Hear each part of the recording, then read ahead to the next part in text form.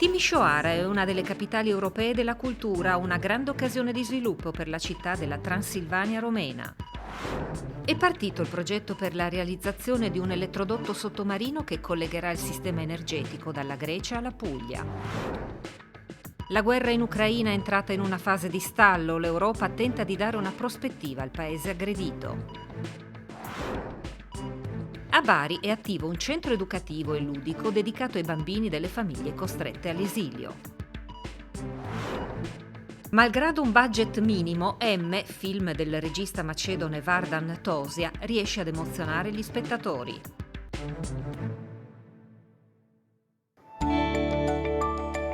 Risplende della sua luce più bella Timișoara, come vuole il motto scelto per il 2023, anno in cui questo faro di Mitteleuropa in Romania è capitale europea della cultura, assieme alla greca Elefsina e all'ungherese Veszprém. Si accende il grande orto urbano verticale in Piazza della Vittoria. A fine Ottocento Timișoara fu la prima ad introdurre l'illuminazione elettrica in Europa, più di un secolo dopo la prima a ribellarsi al regime di Nicolae Ceaușescu. Città dove coesistono 30 nazionalità diverse, 4 grandi comunità, rumena, ungherese, serba e tedesca, ciascuna con le proprie scuole e i propri teatri in lingua. Il programma degli eventi per questo 2023 è stato costruito dal basso in maniera decentrata, libertà per gli artisti di creare inaspettati dialoghi interculturali. Ci sono stati molti più eventi, festival, musica. È stato tutto più gioioso e divertente. La città è decisamente più pulita e ci sono molti più turisti. Siamo qui per la mostra su Brancusi e stavamo facendo fatica a trovare i biglietti. Installazioni, esibizioni, danza e teatro anche nelle periferie, piuttosto che grandi infrastrutture o nomi altisonanti venuti da fuori, ci dicono al quartiere generale di uno dei 3 enti organizzatori. Il concetto chiave è cultura catalizzatore di comunità, per persone, luoghi e connessioni. La coerenza per noi è stata il rispetto dei 3 grandi temi principali: riflessione sull'identità, trasformazione della città e vocazione europea. Da qui si può partire per visitare l'Ungheria o la Serbia, dicono le guide turistiche. Budapest o Belgrado sono più vicine di Bucarest. Oggi alcuni dei miei colleghi rispetto al 2019 hanno il quadruplo delle prenotazioni per i tour turistici. In termini di incassi abbiamo notato un incremento del 47%. Abbiamo visto anche giapponesi, cinesi, dal Regno Unito pure e molti americani. Abbiamo in corso uno studio pilota con la società di telecomunicazioni rumena e anche con i gestori delle carte di credito, per capire come i turisti stiano interagendo con la città. Di 36 milioni di euro il budget, difficile tuttavia calcolare con esattezza le ricadute per la città. Gli oltre 1500 eventi per questo 2023 valgono ben più di un mero calcolo economico. Ha creato competizione, un cambiamento a livello di politiche culturali, localmente e su scala nazionale. Per poter implementare il programma di Timișoara 2023 ci è voluto un lungo processo di negoziazione con il governo centrale, nell'adottare alcuni cambiamenti nelle leggi che governano il settore culturale. Abbiamo imparato nuovamente ad essere parte di una comunità. Ci sono oltre 2000 volontari, aziende che vogliono farne parte, scuole, tutti vogliono farne parte. Questo va ben oltre il settore della cultura, ma è un modo di impegnarsi di nuovo con la comunità. È una cosa che si avverte quasi fisicamente. È stato faticoso trovare a Timișoara persone che volessero unirsi a noi e così siamo riusciti ad attrarre ottimi professionisti da altre parti della Romania che poi si spera rimarranno qui alla fine. È un primo passo che come città dobbiamo fare. Ora in tanti iniziano a guardare la cultura come mezzo per creare comunità. È un inizio, un buon inizio.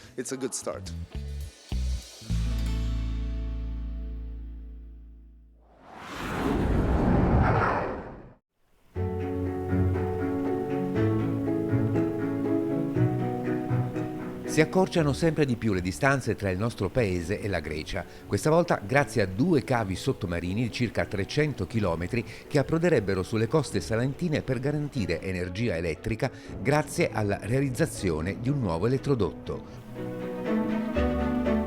Dopo quello costruito 20 anni fa con approdo a Otranto e regolarmente in funzione, la Grecia torna ad essere il paese con cui dialogare per una nuova infrastruttura che, se realizzata, trasformerebbe la Puglia e l'Italia in un vero e proprio hub energetico del Mediterraneo. Il progetto di interconnessione Italia-Grecia è stato messo a punto da Terna, la compartecipata italiana per la distribuzione dell'energia elettrica, e prevede investimenti per 750 milioni di euro. I lavori dovrebbero iniziare nel 2027 per far entrare a regime l'impianto nel 2031. Terna, intanto, dopo aver scoperto le carte sul nuovo elettrodotto, ha messo dietro un tavolo i protagonisti che dovrebbero sottoscrivere il piano d'azione e rendere possibile il progetto, e cioè i sindaci di 7 comuni salentini, fra quelli con ricaduta sulla terraferma e l'unico, il primo cittadino di Melendugno, su quella costiera. I 3 siti individuati per l'approdo salentino, infatti, si trovano nel tratto compreso tra Torre Specchia e Roca, tutte frazioni di Melendugno, un comune che d'estate conta quasi 100.000 presenze grazie ad un enorme flusso turistico. Ecco la baia di San Basilio, uno degli approdi possibili del nuovo elettrodotto. Non diciamo no a prescindere, anzi sappiamo che l'energia in Italia serve, l'abbiamo visto quest'estate col famoso caldo che ha fatto, è stata la stagione più calda in assoluto, abbiamo visto pure la carenza di elettricità, di energia elettrica, spesso e volentieri le strutture rimanevano senza corrente e quindi questa è un'opera che in qualche modo potrà avvantaggiarci. Da San Basilio al tratto di costa che guarda l'ex centro di prima accoglienza Regina Pacis, fino alla piccola marina di Roca, interessata da una importante area archeologica. Questa sembra l'ipotesi più lontana ed improbabile. Intanto si cerca di dare un perché all'approdo più idoneo per le caratteristiche dell'impianto. La nuova interconnessione tra Italia e Grecia, denominata Grita 2, consentirà una migliore gestione in sicurezza del sistema elettrico nel sud Italia e favorirà l'approvvigionamento più efficiente sul mercato dell'energia e sul mercato dei servizi di dispacciamento tra i 2 paesi. Il dibattito è aperto, il confronto avviato e inevitabilmente la possibile costruzione del nuovo elettrodotto Italia-Grecia porta alle vicende legate al TAP, il gasdotto realizzato sempre con approdo finale nel Salento e sempre in una delle marine di Melendugno. Dopo oltre 10 anni di trauma che ha subito questa comunità, con le proteste, con le condanne delle persone, con i processi ancora in corso contro TAP, c'è un processo al tribunale, ho chiesto di lasciare in pace queste persone e questi luoghi perché, ripeto, non bisogna insistere e accanirsi contro un territorio.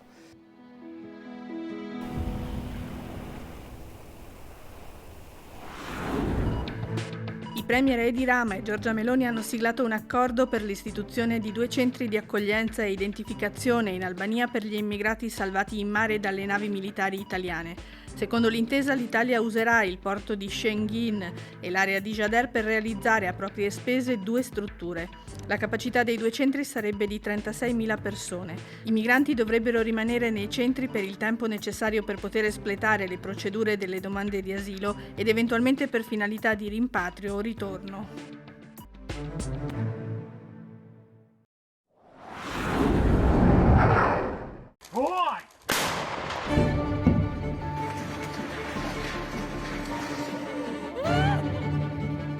A oltre un anno e mezzo dall'aggressione russa, la guerra in Ucraina sembra in una fase di relativo stallo, anche se il presidente Volodymyr Zelensky lo ha negato, smentendo il suo stesso capo delle forze armate, Valery Zaluzhny, che proprio di stallo aveva parlato.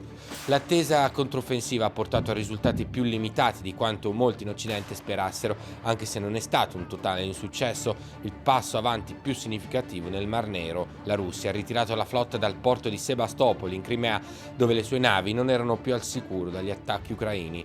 La prospettiva di un conflitto ancora a lungo, secondo diversi analisti, fa il gioco di Putin. Lui può attendere, ha il tempo dalla sua parte, il ragionamento, perché prima o poi i paesi che sostengono l'Ucraina, che sono per lo più democrazie, andranno al voto e delle crepe qua e là si vedono. Un segnale arrivato per esempio dalla Slovacchia. Il timore di Zelensky però è che gli Stati Uniti abbandonino la linea di pieno sostegno con un'eventuale vittoria di Trump, un soccorso che si è concretizzato con l'invio di aiuti per oltre 75 miliardi di dollari in tutto. Dinanzi a questa prospettiva ci si chiede quale potrebbe essere il ruolo europeo. Nel Parlamento di Strasburgo la grande maggioranza sostiene l'Ucraina su base trasversale. Il liberale lituano Petros Auštrevičius del gruppo Renew è tra questi. Fa parte del Comitato parlamentare misto europeo-ucraino.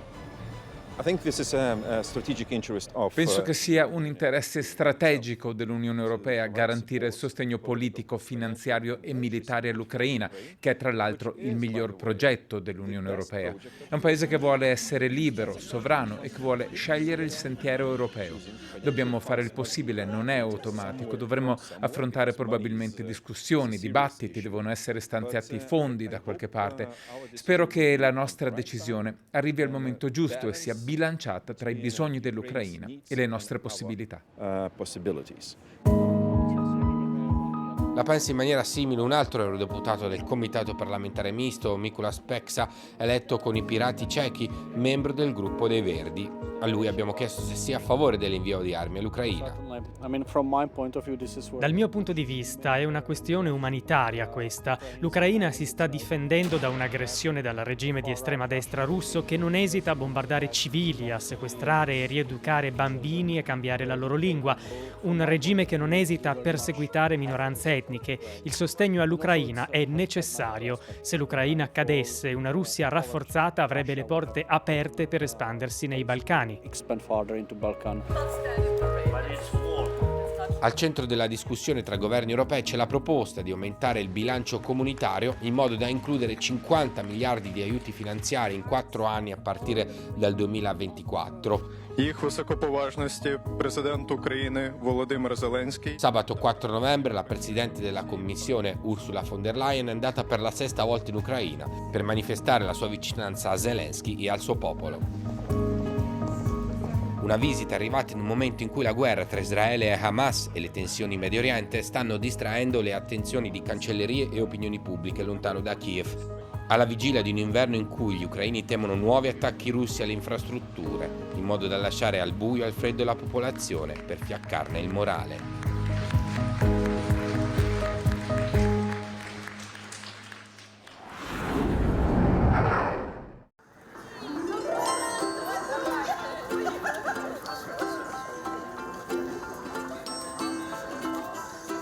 I bambini arrivano in fila, mano nella mano, li accompagnano le mamme, li accolgono le educatrici. Nel cuore di Bari, un centro educativo artistico ucraino, lo frequentano bambine e bambini che da quando è scoppiata la guerra sono stati costretti a lasciare il loro paese, che non possono tornarci finché il rumore delle bombe e delle armi non sarà solo un ricordo. L'obiettivo dello spazio è quello di aiutare i bambini a preservare lingua, cultura e tradizioni del loro paese. Marina Osachuk è una delle volontarie del centro e in Italia da 10 anni. Si dice che la lingua è viva affinché noi la usiamo, affinché diciamo io ti voglio bene e quindi serve una comunità.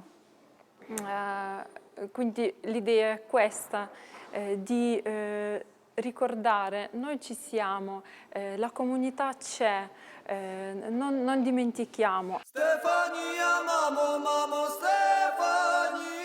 La giornata comincia all'aperto. Ai bambini vengono distribuiti cappellini come quello indossato da Oleg Chuk, cantante della Kalush Orchestra, la band ucraina vincitrice di Eurovision 2022. In cerchio ballano sulle note di Stefania, la canzone che ha reso il gruppo famoso in tutto il mondo. A fine anno i bambini si esibiranno in pubblico. Tetiana Vilska, 17 anni, è la loro insegnante e di Kiev, è fuggita con la famiglia dopo lo scoppio del conflitto. Ogni sabato mattina fa volontariato nel centro e il suo contributo alla causa ucraina. Ognuno deve avere la sua responsabilità, quindi io voglio essere, voglio aiutare i bambini che sono qua, che sono in queste condizioni, del paese diverso, dove è tutto diverso, la lingua straniera.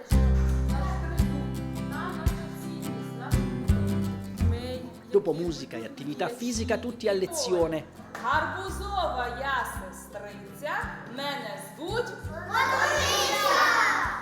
Gli indovinelli, un modo giocoso per ripassare la lingua. Si ripercorrono storia e tradizioni del paese. Qualcuno fa domande, c'è chi legge una fiaba. Allora vi divertite in questo centro? Sì.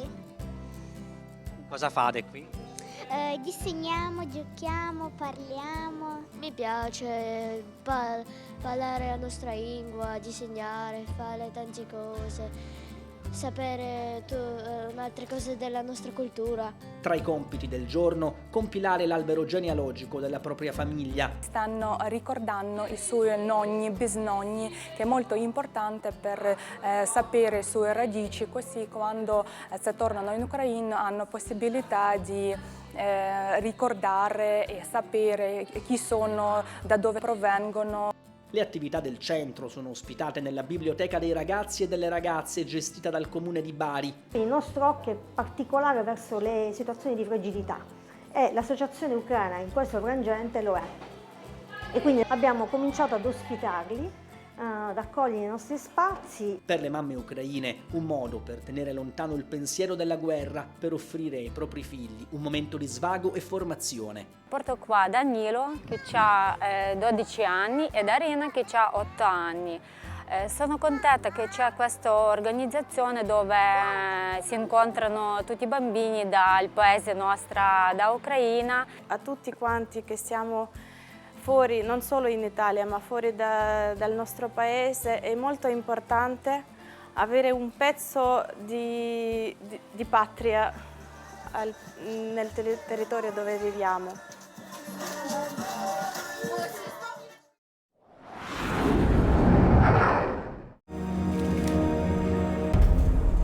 Un futuro disperato, l'umanità colpita da una malattia e 2 bambini, Marco e Mikko, costretti a vivere in una foresta, un padre possessivo e paranoico e la ricerca della madre, i contatti con gli altri umani percepiti come una minaccia. Questo è M, film che il regista macedone Vardan Tosia ha presentato in anteprima internazionale al Trieste Science Plus Fiction Festival, manifestazione che da sempre dedica una particolare attenzione agli autori dell'Europa orientale. Da subito, da quando ho iniziato a pensare a questo film distopico, fantascientifico, volevo creare una cosa che non fosse balcanica, non volevo uno di quei racconti in cui noi balcanici ci piangiamo addosso, volevo creare un film universale. Il genere fantascientifico ha le sue regole che vanno rispettate, il budget non era particolarmente ricco, ma l'abbandono in cui versano le nostre città mi ha offerto un set ideale per questo film. Savršen background da se snimi naš distopijski film. Tosia, nel raccontare la società futura, offre una lettura paradossale, innovativa del rapporto che lega l'uomo, la civiltà, alla natura. Ho deciso di affrontare questo tema perché percepisco la natura come un rifugio, un riparo dove nascondersi da una civiltà che ci sta divorando. Nel film lo racconto grazie al bambino protagonista, un esule nella natura dove viene difeso da un padre disilluso che non crede più nell'amore.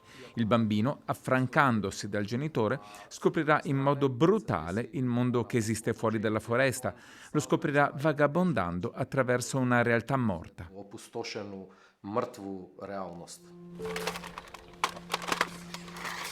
M è il racconto della ricerca di sentimenti umani espressa attraverso i 2 bambini protagonisti che creano una favola nera. Il pubblico di oggi guarda soltanto cose reali, le persone sono sommerse da immagini reali, vere, molto crudeli, trovano questo nel web. Il pubblico è bombardato da questa ferocia, per questo nel cinema dobbiamo raccontare delle storie differenti, delle fiabe moderne che possano riportare le persone in sala.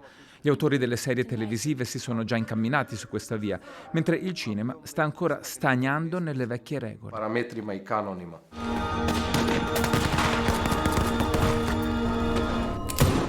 Il film è avvincente, fatto con mestiere, una fotografia hollywoodiana ma che ai produttori in Macedonia è costato solo 700.000 euro. Vreme je za konačno budenje.